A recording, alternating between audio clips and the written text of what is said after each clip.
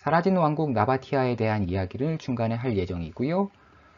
성소의 소모품에 해당하는 기름과 향, 그리고 대제사장의 예복에 해당하는 에봇과 가슴바지, 그리고 겉옷에 대한 내용을 다루겠습니다. 하나님께서는 출애굽기 27장 20절에 등잔대에 사용할 올리브 기름을 만드는 방법까지 정해주셨어요. 우리 성경에 감람으로 짠 기름, 찧어서 짠 기름 이렇게 번역한 부분인데요. 찧어서 짠다고 해서 콱콱 찢는 것을 상상하시면 안 돼요. 두드린다 또는 때린다 라는 의미의 동사라고 합니다. 두드리기만 해서 흘러나온 기름을 사용하라는 말씀이에요. 성경에 그렇게 적혀 있다 보니 이스라엘 사람들이 성전 기름 때문에 기름을 3번에 나누어 짰었다고 합니다. 올리브를 자루에 담아서 기름 짜는 집으로 가지고 가면 그걸 기름 짜는 통에 쏟아 붓겠죠. 올리브가 쏟아지면서 올리브가 올리브를 때리겠죠. 살짝 눌리기도 하고 그때 기름 조금 나오는 것을 성전으로 보냈다고 합니다. 그 다음에 살짝 눌러서 짜는 기름을 요리할 때 쓰거나 찍어 먹거나 몸에 바르고 한답니다. 마지막에 커다란 돌로 눌러서 한 번 더 짜는데요. 이 기름으로 등불에 불을 밝힌다고 합니다.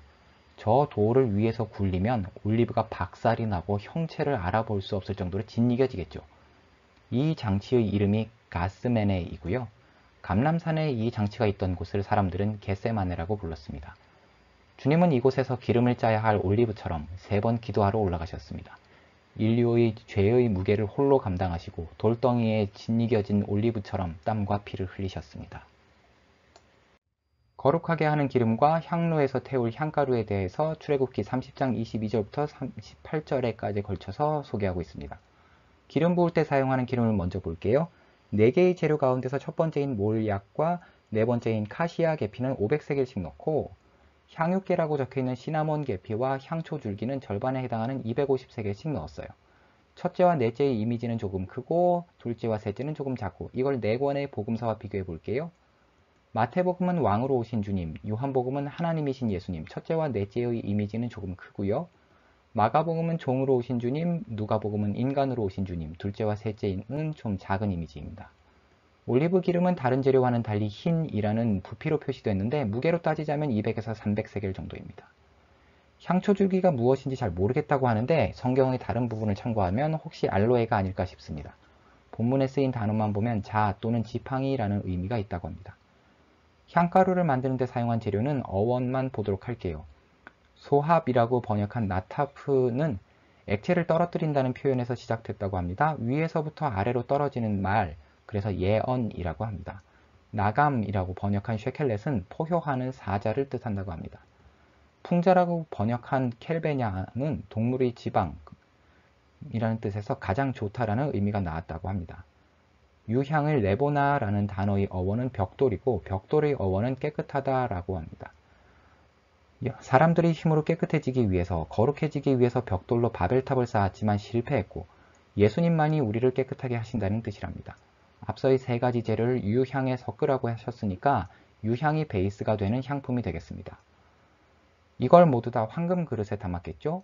기름을 만드는 모략, 향품의 베이스, 유향 이 3가지는 동방박사들이 예수님께 바친 예물이기도 합니다.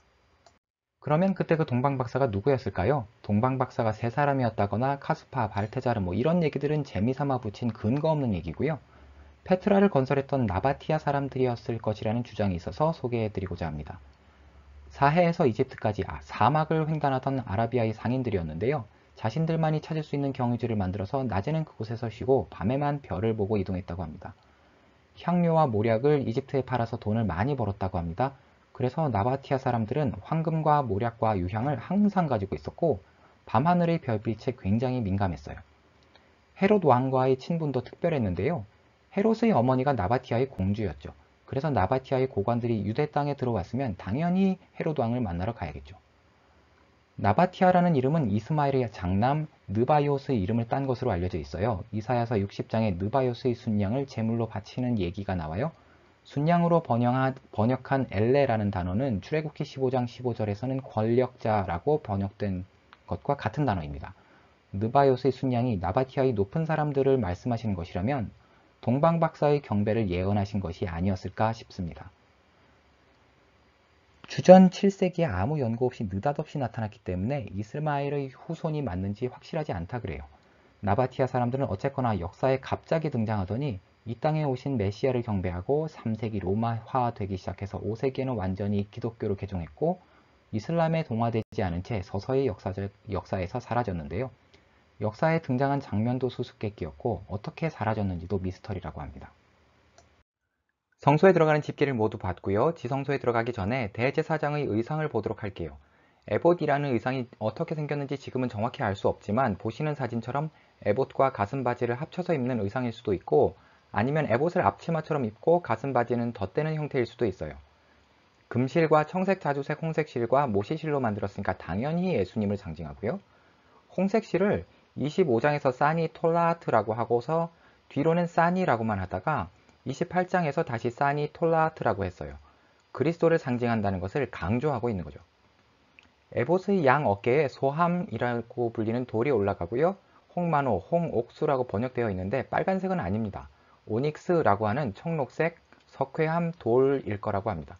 그보다 더 강한 보석이면 당시의 기술로는 이름을 새겨 넣을 수가 없어요. 야곱의 아들들의 이름을 태어난 순서로 6명씩 새기라고 되어 있고 진설병과 마찬가지로 교회를 상징합니다. 가슴바지는 길이와 폭이 한 뼘이라고 했는데 한 뼘이라는 의미로 사용한 단어가 제레트인데 퍼져나간다는 뜻이 자라라는 단어가 어원이래요. 야곱의 아들들의 이름을 이번에는 돌 12개에 새기고 3개씩 4줄로 붙이라고 하셨습니다. 사방에 퍼져 있는 모든 민족을 의미하는 것으로 보여요. 2개의 돌과 가슴바지를 연결하는 금사슬은 예수님이죠. 교회가 세상을 이끌도록 역사하시는 예수님을 의미합니다. 가슴바지는 주머니 형태가 되도록 정사각형 2개를 포개서 만들도록 했어요. 정사각형 2개? 번제단과 분향단이죠. 정의를 나타내는 번제단, 중재를 나타내는 분향단, 정의의 왕이시며 평화의 왕이신 그리스도를 상징합니다. 가슴바지 안에 들어가는 우림과 둠밈이 같이 들어가는 것도 마찬가지예요. 우림은 빛을 의미하는 울의 복수형, 둠밈은 완전함을 상징하는 둠의 복수형입니다. 안쪽에 고리와 끈은 보이지 않는 곳에서도 주님께서 우리를 항상 붙잡아 주시는 것을 의미합니다. 기타 대제사장의 의복에 대해서 말씀드릴 건데요. 제사장의 옷을 청색으로 만들라고 하셨고요. 청색이 율법인 것은 앞에서 이미 말씀드렸고요. 성류도 율법을 상징한데요. 이스라엘 사람들 말로는 성류의 시가 613개래요. 유태인들의 율법 조항도 613개라고 합니다. 하지 말아야 할 것 365개와 해야 할 것 248개. 365는 365일, 248은 사람 몸의 뼈 마디 개수라고 하고요. 그래서 유태인들에게 성류가 율법을 상징하는 과일이라고 합니다. 금방울 소리에서 소리는 사물의 소리가 아니라 목소리를 뜻하는 단어랍니다. 하나님 앞에 선 것을 제사장이 잊지 않도록 일깨워주기 위한 소리입니다. 지성소에 들어오는 사람이 누구인지 하나님께서 모르실 리가 없죠. 율법과 금방울은 모두 우리가 죄를 지으면 죽는다는 것을 알게 해 주시려고 주신 거예요. 머리 위의 금패의 모양은 아마도 금관에 가까운 모양일 것이라고 합니다. 우리의 정체성을 드러내라는 뜻이고 계시록 22장에 천국 백성들은 이마에 하나님의 이름이 있다고 했습니다. 레위기 21장에 대제사장의 옷을 찢으면 안 된다고 하셨습니다. 대제사장의 옷은 예수님을 상징하기 때문이죠. 대제사장이라면 율법에 대해서 알 만큼 아는 사람일 텐데 이 율법을 어기고 대제사장이 옷을 찢는 사건이 실제로 발생합니다. 대제사장 가야바가 예수님을 재판하다가 자기 옷을 찢고 예수님께 사형을 선고합니다. 가야바는 한 사람이 많은 사람을 위하여 죽어야 한다고 했을 때도 자기가 무슨 말을 한지 알지 못했고 자기가 옷을 찢는 것이 무슨 의미인지도 알지 못했을 것입니다. 다음 시간은 이 시리즈의 마지막 시간입니다. 지성소의 기물에 해당하는 언약궤와 속죄판을 다룰 예정이고 그리고 전체 성소를 세우는 과정도 마지막으로 다루도록 하겠습니다. 감사합니다.